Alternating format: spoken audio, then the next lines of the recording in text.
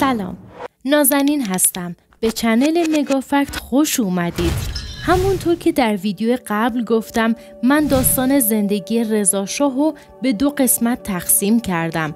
بریم که قسمت دوم یعنی رسیدن به شاهی و بقیه ماجراها رو براتون بگم.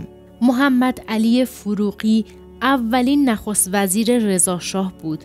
مدتی بعد از شروع پادشاهی شاه جدید فروغی کارشو شروع کرد و مأمور تشکیل کابینه‌ای شد که در ظاهر ایشان تشکیل میداد، اما در واقع همه اعضای اون مورد سفارش رضا شاه بودند. این موضوع تا پایان پادشاهی رضا شاه ادامه داشت.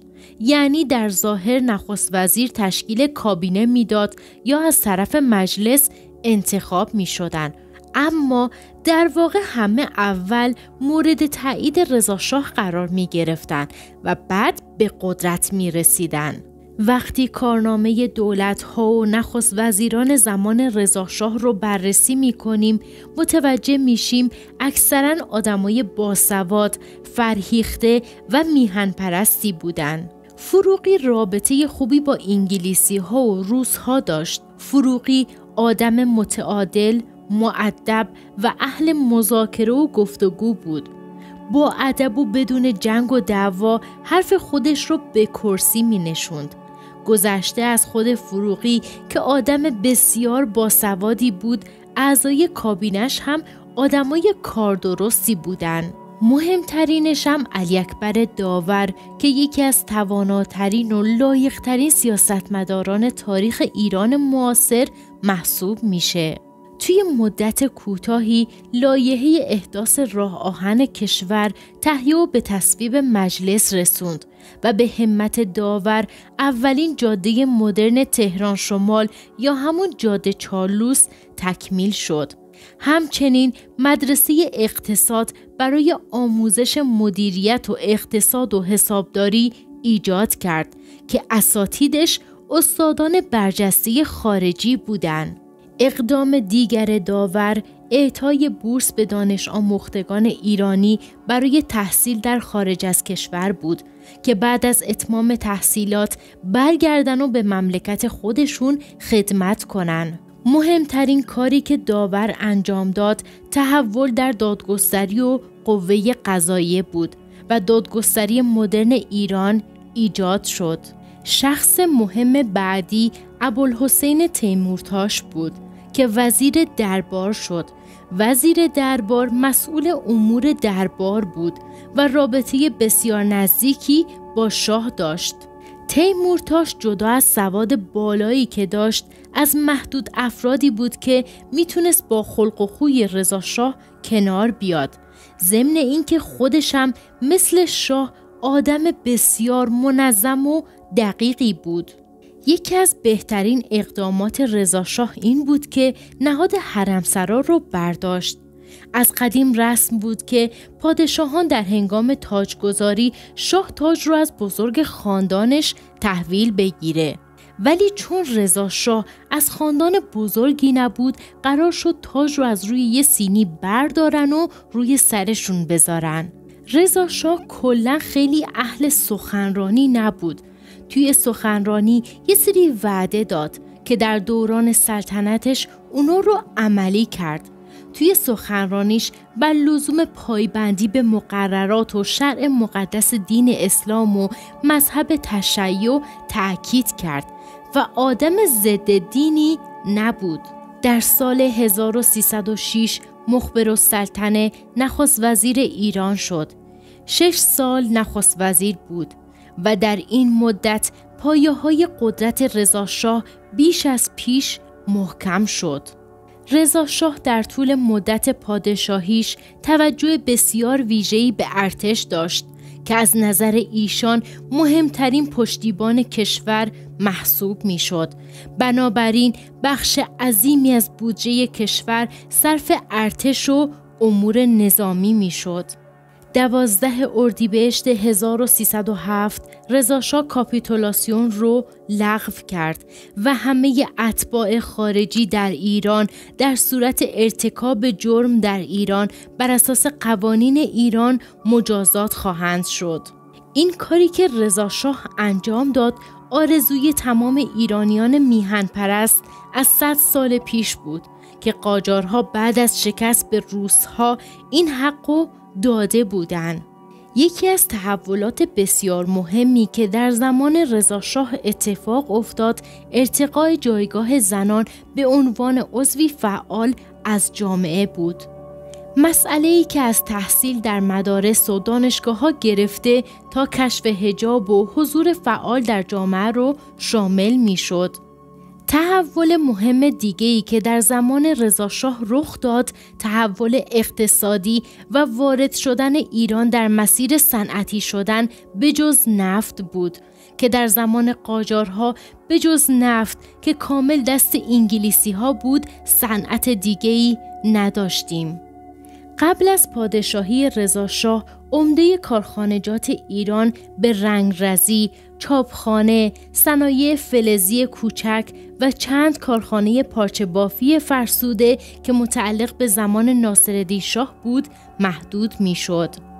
تعداد کارگران صنعت ایران در زمان شروع پادشاهی رضاشاه حدود 20,000 نفر بود، در حالی که در پایان پادشاهی رضاشاه این تعداد به 300,000 نفر افزایش یافته بود، در صورتی که این آمار به غیر از صنعت نفته. یکی از دلایل اصلی دشمنی انگلیس با رضاشاه مسئله نفت بود. رضاشاه معتقد بود که قرارداد دارسی که در زمان قاجارها بسته شده بود به ضرر ایرانه و انگلیسی‌ها باید پول بیشتری به ایران بدن. رضاشاه در آذر 1312 اعلام میکنه که ایران قرارداد دارسی رو فسخ کرده. از اون طرفم انگلستان آبادان رو محاصره میکنه و جلوی صادرات نفت رو میگیره. انگلستان از طریق جامعه ملل از ایران شکایت میکنه و ایران مجبور میشه مذاکره کنه. بعد از انجام مذاکرات قرارداد 1933 بین ایران و انگلستان بسته میشه که از هر لحاظ خیلی بهتر از دارسی بود و گام مهمی برای استقلال صنعت نفت ایران به شمار میرفت. طبق قرارداد جدید درآمد ایران دیگه بسته به سود شرکت انگلیسی نبود، بلکه ایران 25% از کل فروش نفت شرکت انگلیسی رو کسب می‌کرد. در حالی که تا قبل از اون سهم ایران 16% فقط از سود شرکت بود. ایران در اون زمان نه نیروی متخصص در صنعت نفت داشت، نه خودش توانایی استخراج. ایران تنها چیزی که داشت خاکی بود که توش نفت خوابیده بود. صرف تا صد استخراج و فروش رو انگلیسی ها انجام می دادن. سرانجام طبق قرارداد جدید انگلیسی ها مهندس و کارشناس نفت ایرانی رو تعلیم میدن تا ایران هم دارای متخصص نفت باشه. به این ترتیب دانشکده صنعت نفت آبادان تأسیس شد. بریم سراغ روابط خارجی ایران در زمان رضاشاه. اولم از انگلستان شروع می کنیم که بزرگترین دشمن رضاشاه بود و نقش بسیار مؤثری در برکناری و تبعید رضاشاه داشت. علت دشمنی انگلیس هم افزایش قدرت دولت مرکزی و کاهش قدرت عشایر جنوب و دعوا بر سر نفت و در آخرم روابط خوب ایران با آلمان بود. انگلیسی ها در صحبت‌هاشون همیشه از ادبیات بی‌ادبانه برای توصیف رضاشاه استفاده می‌کردن، مثل بی‌سواد، لاابالی، دهاتی، بی‌فرهنگ و غیره. هرچی هم به آخر حکومت رضاشاه نزدیک میشیم این لحن شدیدتر میشه. شاید براتون سوال باشه، پس چرا انگلیس برای به کرسی نشوندن حرفش به ایران حمله نکرد؟ اگه حمله می‌کردن قطعاً ایران از شوروی که دشمن درجه یک انگلستان بود کمک می گرفت و از یه طرف هم نمیخواستن بیشتر از این انگلیس بین مردم ایران منفور باشه. بریم سراغ روابط ایران و شوروی که بزرگترین و مهمترین همسایه ایران بود و از لحاظ تجارت و بازرگانی اهمیت داشت. ولی با این حال به طور کلی ایران و شوروی درست دشمن نبودن، ولی خیلی هم خوب نبودن، چون رضا شاه به شدت مخالف کمونیست ها بود. با وجود تمام تضادهای ایران با شوروی، با این حال کمونیست ها رضا شاه رو به خاطر عدم وابستگی و مخالفت با انگلستان تحسین می کردن. بریم سراغ روابط ایران با آلمان، موضوعی که باعث سقوط رضا شاه شد. با اینکه آلمان سوسیال دموکرات بودند و با حکومت شاهنشاهی ایران متفاوت، اما روابط خیلی خوبی داشتند. بعد از شوروی، انگلستان و ترکیه بزرگترین شریک اقتصادی ایران محسوب می شد. بریم سراغ ترکیه. بعد از فروپاشی امپراتوری عثمانی، ایران و ترکیه وارد روابط مسالمت آمیز دوستانه‌ای شدند.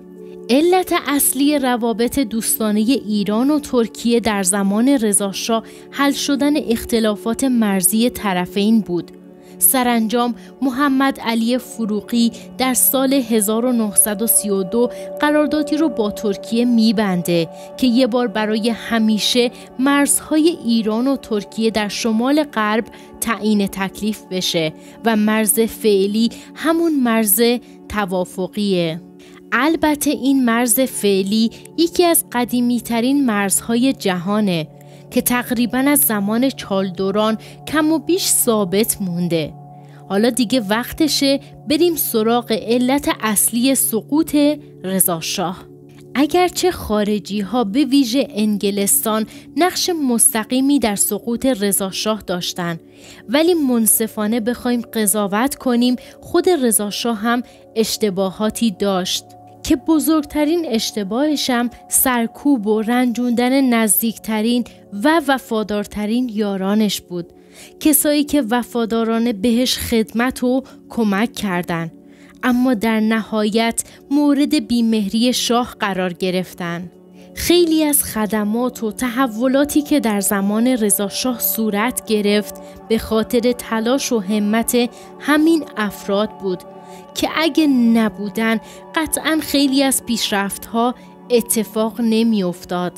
خیلی از پیشرفت‌های ایران در زمان رضا شاه رو نتیجه فقط خود رضا شاه میدونن، اما اهل تاریخ به خوبی میدونن که اگه امثال تیمورتاش، داور، فرمانفرما و فروغی و غیره نبودن، خیلی از این موفقیت‌ها اتفاق نمی افتاد. عبدالحسین تیمورتاش یکی از این افراد بود که بزرگترین معمار سخت افزاری زمان رضا شاه محسوب می شد. منظورم از سخت افزاری ایجاد مؤسسات، کارخانجات و ادارات نوینه. دوستان بهتون پیشنهاد میکنم که این دو ویدیویی که در مورد تیمورتاش ساختم و حتما ببینید، واقعا جالبه. با وجود تمام خدمات زیادی که تیمورتاش انجام داد، دی ماه 1311 ناگهانی رضا شاه تیمورتاش رو از وزارت دربار برکنار کرد و ماه بعد هم به اتهام رشوه‌خواری، فروش ارز دولتی در بازار آزاد و سوء استفاده از قدرت بازداشت شد. ابتدا به 3 سال حبس محکوم شد، اما 4 ماه بعد اتهامات دیگه به تیمورتاش نسبت داده شد و محکومیتش به 5 سال افزایش پیدا کرد. 4 ماه بعد هم در زندان مسموم و کشته شد. اتهاماتی که به تیمورتاش داده شد و تمام اسناد و مدارک همه بی اساس و ساختگی بودند. تیمورتاش نه تنها آدم باسواد و میهن پرستی بود، بلکه به شاه هم وفادار بود. یکی دیگه از افرادی که بی جهت مورد بیمهری رضا شاه قرار گرفت، علی اکبر داور بود. داور همیشه رابطه خوبی با رضاشاه داشت، اما در مقام جدیدش با شاه دچار اختلاف شد و به خاطر موضوعی رضاشاه بهشون توهین میکنن و این مسئله به شدت داور رو ناراحت میکنه. و درست در همون شبی که با رضاشاه بحثشون شده بود خودکشی میکنن. یه سریا میگن به دستور رضاشاه مجبورش کردن که خودکشی کنه، اما مدارک یا شاهد تاریخی برای این موضوع نداریم. نصرتالدوله فیروز فرمانفرما یکی دیگه از یاران وفادار رضاشاه بود که با تیمورتاش هم رابطه نزدیکی داشت. در سال 1308 در استان فارس عشایر شورش کردند که رضاشاه از چشم نصرتالدوله میدونست. اردیبهشت 1309 دستگیر و مدتی بعد تبعید شد و در دی ماه سال 1316 به فرمان رضاشاه کشته شد و اتهاماتش هیچ وقت ثابت نشد.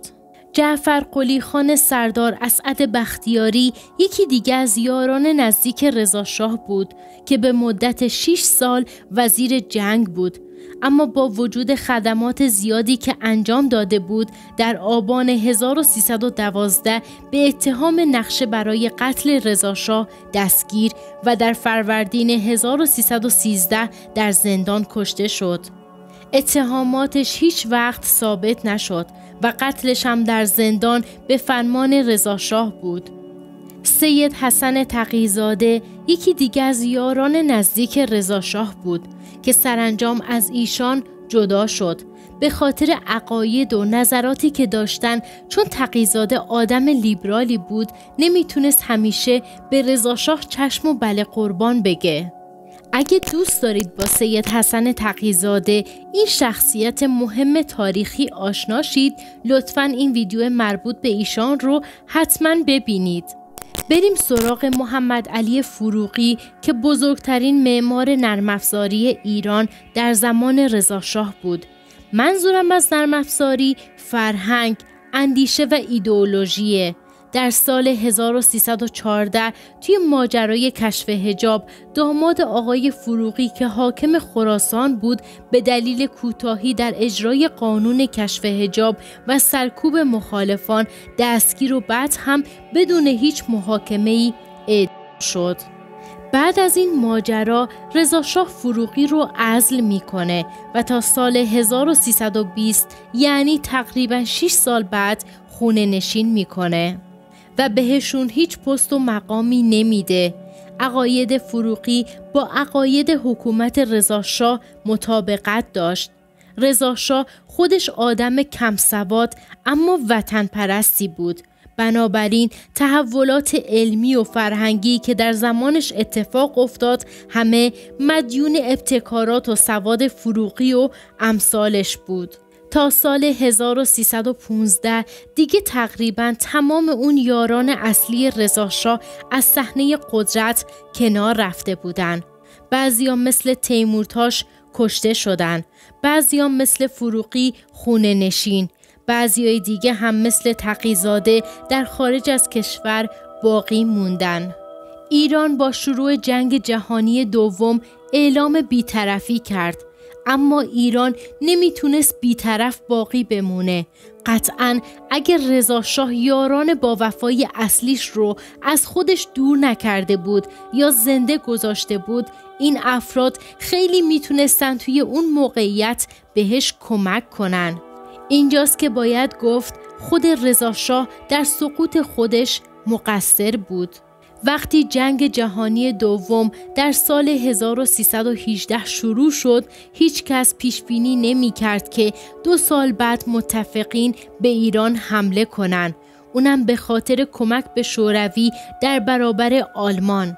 چون این دو در آغاز با هم پیمان بودند، با وجود بی‌طرفی ایران، اما آلمان بزرگترین شریک تجاری ایران بود و هزاران مهندس و مستشار آلمانی در نواحی مختلف ایران خدمت می‌کردند. رضا شاه در طول مدت پادشاهیش به شدت کمونیست ها رو سرکوب کرده بود و از نفوذ و دخالت انگلیسی ها توی ایران کم کرده بود.